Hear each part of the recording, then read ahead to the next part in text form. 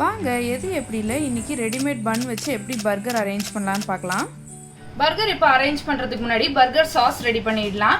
அது வந்து நம்ம வீடியோலேயே இருக்கும் ஆல்ரெடி. மயனீஸு, அது கொஞ்சம் கெச்சப், கொஞ்சமாக ஹாட் சாஸு அதாவது சில்லி சாஸு, கொஞ்சம் பெப்பர், இது மூணையும் நம்ம கலக்கிட்டோம் அப்படின்னா நம்மளுக்கு சூப்பரான அந்த ஆரஞ்சு கலரில் உள்ள பர்கர் சாஸ் நம்மளுக்கு ரெடி ஆகிடும். இது இப்போ நல்லா கலந்து வச்சுக்கலாம்.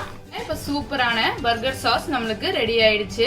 இப்போ இதை எப்படி அரேஞ்ச் பண்ணுறதுன்னு பார்க்கலாம். இதுக்கு நான் ஒரு பர்கர் பன் எடுத்திருக்கேன். பர்கர் பன்ல ஃபர்ஸ்ட் இந்த சாஸை ஃபர்ஸ்ட் கீழ் லேயர்ல போட்டுக்கலாம்.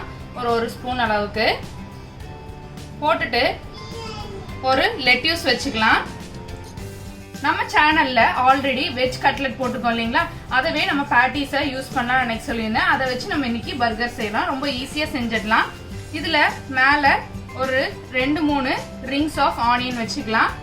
தக்காளி, அதுவும் ஒரு 2 ரிங் தக்காளி வச்சுக்கலாம். அப்புறம் விருப்பப்பட்டா சீஸு, ஒரு சீஸ் ஃபுல்லா வச்சுக்கலாம். இந்த மேல் லேயர்ல அதுலயும் ஒரு ஸ்பூன் அளவுக்கு இந்த பர்கர் சாஸ் அப்ளை பண்ணிக்கலாம். அப்ளை பண்ணிட்டு சூப்பரா நம்மளுக்கு பர்கர் தயாராயிடும்.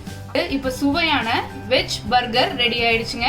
உங்களுக்கு இந்த ரெசிபி பிடிச்சிருக்குன்னு நினைக்கிறேன். பிடிச்சிருந்தா லைக் பண்ணுங்க, ஷேர் பண்ணுங்க.